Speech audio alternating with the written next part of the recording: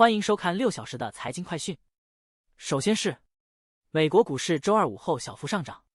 此前，投资者对迪士尼 Disney 的收益感到失望，但仍抱有希望，即利率最早可能在今年夏天降息。接下来，美股周二收盘接近开盘点，但仍创下连涨势头，因投资者对年内降息期望渐浓。投资者对迪士尼财报表示失望，导致股价大幅下跌。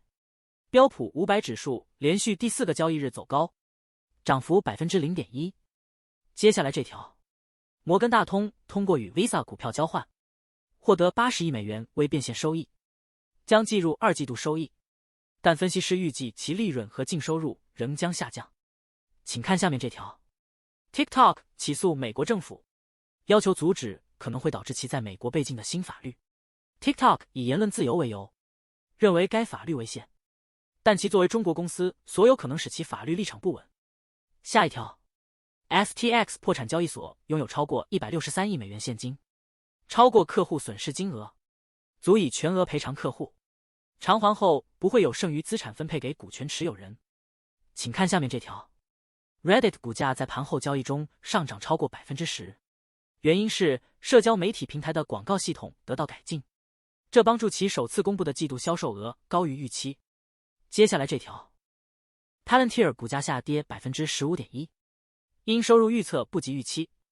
尽管如此，一些券商仍然上调了其目标价，但目前维持中立评级。该公司的第1季度业绩稳固，但欧洲存在不可避免的不利因素。接下来这条，美国吊销华为从高通和英特尔购买半导体的许可证，进一步收紧对华为的出口限制。此举旨在阻止中国发展人工智能，影响华为手机和笔记本电脑使用的芯片销售。请看下面这条，联邦存款保险公司独立审查报告显示，其工作文化存在敌对、虐待、不专业或不当行为，质疑公司董事长是否有信誉力领导公司进行文化转型。下一条 ，Luminar Technologies 透露，电动车巨头特斯拉是其激光雷达传感器的最大客户，特斯拉采购额占其第1季度总收入的 10% 以上。尽管特斯拉首席执行官马斯克此前曾批评激光雷达传感器昂贵而无用，但特斯拉为何使用这些传感器仍不清楚。接下来这条，疫情期间，美国小城镇人口净流入首次超过大城市，因远程工作促进了人们远离大城市中心。这一现象改变了小城镇的面貌，例如在弗吉尼亚州马丁斯维尔，那里迎来了星巴克的开业。然而，小城镇持续增长仍依赖于在家工作的趋势。让我们关注坦帕湾光芒队计划投资13亿美元在圣彼得堡市中心建造一座棒球场，该项目还将包括经济适用房、黑人历史博物馆、酒店和办公零售空间。这个项目将为这个在种族隔离时期被拆毁的社区带来经济发展机会。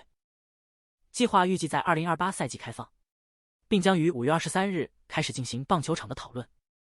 让我们关注宝马汽车部门1季度利润率下降，原因是成本持续上升和中国市场对豪华车的需求疲软。宝马预计今年税前利润将略有下降，原因是制造、人员、研发成本增加以及二手车价格下降。最后这条是，西班牙移动运营商 Telefonica Germany 将把100万5G 用户迁移到亚马逊云服务 AWS。此举标志着 AWS 进军全球电信市场的举措。以往电信网络仅将 IT 等非核心业务转移到公共云，而 Telefonica 此次将核心网络切换至公共云上属全球首例。AWS 预计未来12个月将与更多运营商达成类似协议。以上是过去6小时的财经快讯，我们6小时后见。